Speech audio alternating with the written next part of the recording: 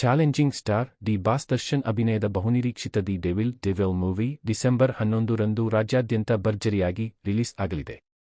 ಈಗಾಗಲೇ ಬೆಂಗಳೂರು, ಕೋಟೆನಾಡು, ಮೈಸೂರು ಹೀಗೆ ರಾಜ್ಯದ ಮೂಲೆ ಮೂಲೆಗಳಲ್ಲಿ ಡೆವಿಲ್ ಸಿನಿಮಾವನ್ನು ದರ್ಶನ್ ಫ್ಯಾನ್ಸ್ ಅದ್ದೂರಿಯಾಗಿ ಸ್ವಾಗತಿಸಲು ಸಜ್ಜಾಗಿದ್ದಾರೆ. ಸದ್ಯದ ಮಾಹಿತಿ ಪ್ರಕಾರ ಮೊದಲ ಶೋ ಮಾತ್ರವಲ್ಲದೆ ಮೊದಲ ದಿನದ ಬಹುತೇಕ ಶೋಗಳ ಟಿಕೆಟ್ಗಳು ಸೋಲ್ಡ್ ಔಟ್ ಆಗಿದ್ದು, ಡೆವಿಲ್ ಚಿತ್ರ ಸೂಪರ್ ಹಿಟ್ ಆಗುವುದರಲ್ಲಿ ಯಾವುದೇ ಅನುಮಾನ ಇಲ್ಲ ಎನ್ನಲಾಗುತ್ತಿದೆ.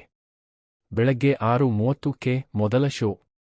ದಿ ಡೆವಿಲ್ ಸಿನಿಮಾ ರಾಜ್ಯಾದ್ಯಂತ 350ಕ್ಕೂ ಹೆಚ್ಚು ಚಿತ್ರಮಂದಿಗಳಲ್ಲಿ ಗುರುವಾರ ಬಿಡುಗಡೆಯಾಗುತ್ತಿದೆ.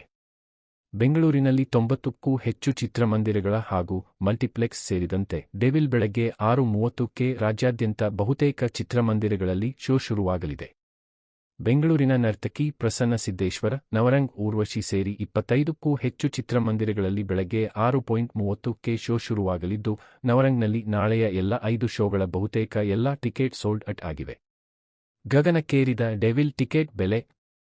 ಇನ್ನು ದರ್ಶನ್ ಜೈಲಿನಲ್ಲಿದ್ದರೂ ಸಹ ಅವರ ಫ್ಯಾನ್ಸ್ಗಳ ಕ್ರೇಜ್ ಮಾತ್ರ ಕಿಂಚಿತ್ತೂ ಕಡಿಮೆಯಾಗಿಲ್ಲ. ಇದಕ್ಕೆ ಸಾಕ್ಷಿ ಎನ್ನುವಂತೆ ಮೊದಲ ದಿನದ ಮೊದಲ ಶೋ ಎಲ್ಲೆಡೆ ಸೋಲ್ಡ್ ಔಟ್ ಆಗಿದೆ.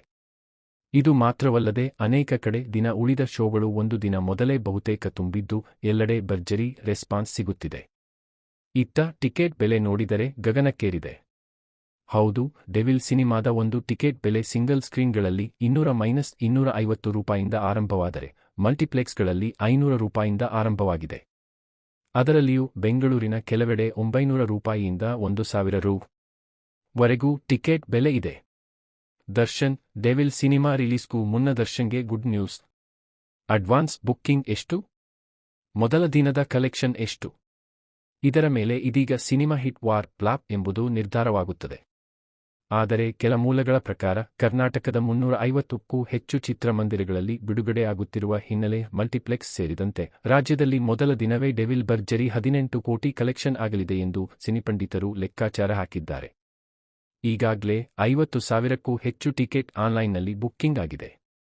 ಸಿನಿಮಾ ರಿಲೀಸ್ಗೂ ಮುನ್ನ ಅಂದಾಜು 3.5 ಕೋಟಿಗೂ ಅಧಿಕ ಗಳಿಕೆ ಮಾಡಿದೆ. ಹೀಗಾಗಿ ಸಿನಿಮಾ ದೊಡ್ಡ ಮಟ್ಟದಲ್ಲಿ ಓಪನಿಂಗ್ ಪಡೆದುಕೊಳ್ಳುವುದು ಬಹುತೇಕ ಖಚಿತವಾಗಿದೆ. ಮಿಲನ ಪ್ರಕಾಶ್ ನಿರ್ದೇಶನದ ಡೆವಿಲ್ ಸಿನಿಮಾ ಅವಧಿ 2 ಗಂಟೆ 49 ನಿಮಿಷ ಆಗಿದೆ. ಇನ್ನು ಸೆನ್ಸಾರ್ ಆಗಿದ್ದು ಚಿತ್ರಕ್ಕೆ ಯುಎ ಸರ್ಟಿಫಿಕೇಟ್ ನೀಡಲಾಗಿದೆ. ಅಂದರೆ 16 ವರ್ಷದ ಮೇಲಿರುವವರು ಈ ಚಿತ್ರವನ್ನು ನೋಡಬಹುದು.